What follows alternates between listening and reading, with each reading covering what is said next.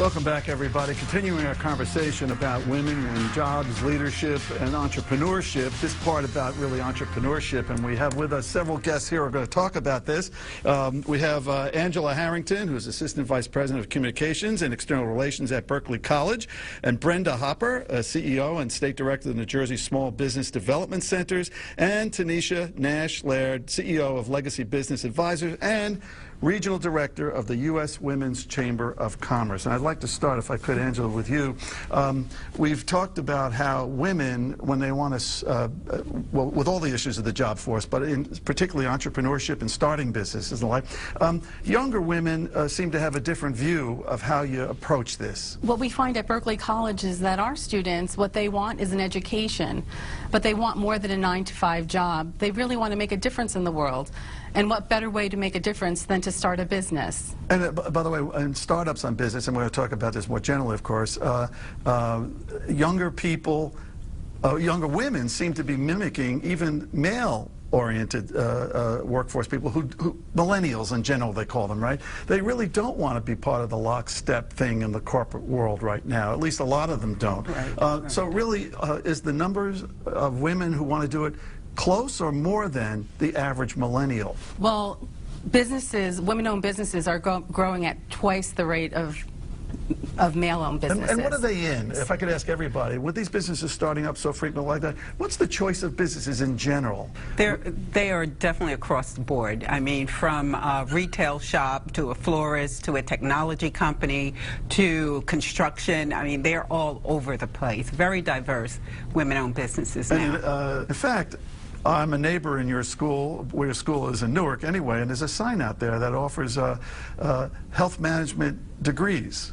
Yes, and it's a very growing industry. It's the fastest growing industry, healthcare professions in the country. And so at Berkeley College, we have a special track for healthcare services and health industry related careers, from licensed practical nursing and surgical technology to the office jobs, medical coding and billing and those types of industries. Taneshia, let me ask you something. You're more at the federal level here in what you do. Access to capital for anyone who wants to start a business, male or female, is always an issue, right? Everybody who applies for money says this is going to be the next Microsoft. Everybody, and you want them to say that, right? But do women in particular, when they want to go for capital to start this business, have a harder task?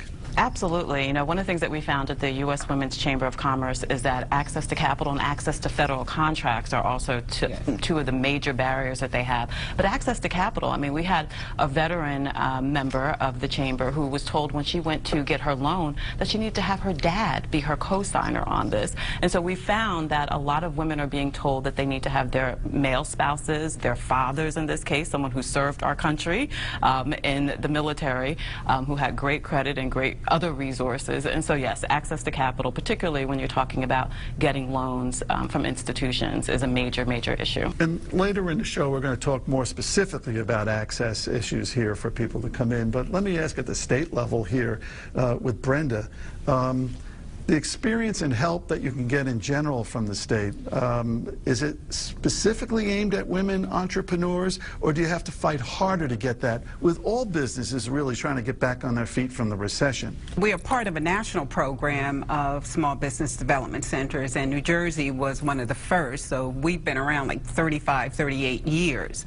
And we provide all kinds of services. But in general, for small businesses, you have all the problems of access to capital, government procurement, but it's even more for women. Now, the state of New Jersey is part of our partnership. It's a public-private educational partnership where you have the U.S. Small Business Administration, you have Rutgers Business School as the host of this program, and you have the Business Action Center, and they actually put dollars into this program. Taneshia's comment about needing a father or a male, or whatever, to sort of co-sign for the capital, I find shocking, actually, here. Is this uncommon?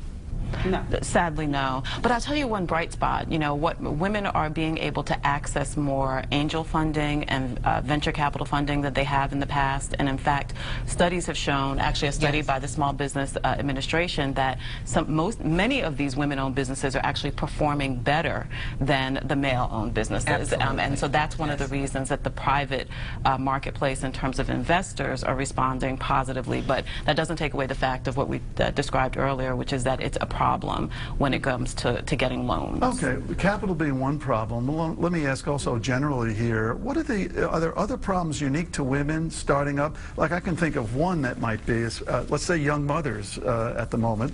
Is that a big barrier that the males don't have here, even though there's family obligation stuff? Is it especially difficult for women who have children, single mothers? Are there help for that, or it's not the case? I think that's one of the reasons that they're being entrepreneurs, because it's corporate America, unfortunately, is still not necessarily a family-friendly environment. So one of the drivers, if you look at women starting their businesses, is that they do have the flexibility as a mother, as a parent, as a women have a number of different roles. We're mothers, we're spouses, we're caregivers to our children and to our parents, and so those are all of the things that they're balancing. And one of the things that they have identified, as Angela said earlier, and African American women actually are 6 times fast growers, 600% over the last measure. So those are the drivers as to why they are starting their own businesses. And it's actually a benefit, because success is a team effort. It takes an entire family to raise a business. And so women know that they're not in it alone. Plus, there's probably a lot of family funding things as well, just like ordinary entrepreneurs. But it might be more difficult for women, I assume, to sort of get that family funding, or a lot of it. Is that a barrier as well? It's more, women are actually more prone to dip into their personal savings to fund their business. And getting back to venture capital, there's a lot of work that needs to be done. Women only obtain 7% of the venture capital that's out there. And but that's a big growth number now. But businesses perform better. And so that's one of the disconnects. Also a disconnect is, not to be depressing about it, but the numbers of small businesses that start and are prone to failure just endemically on here. It's amazing that women still want to take that leap and work seemingly harder to get that capital. Let me ask a general question on here for each one as we go, with just a couple of minutes left here.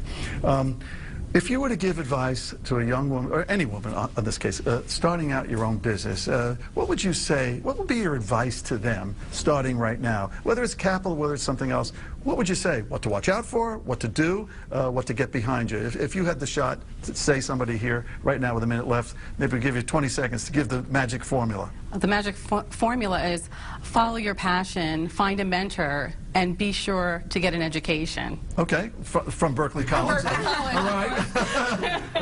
I would say focus, have a business plan, and get out of your head. Just do it.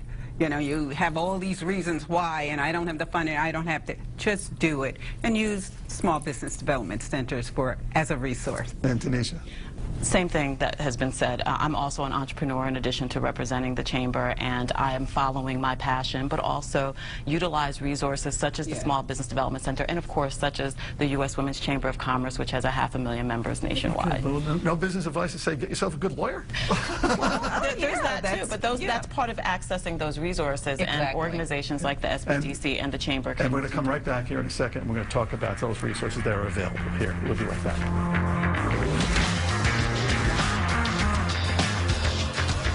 Welcome back.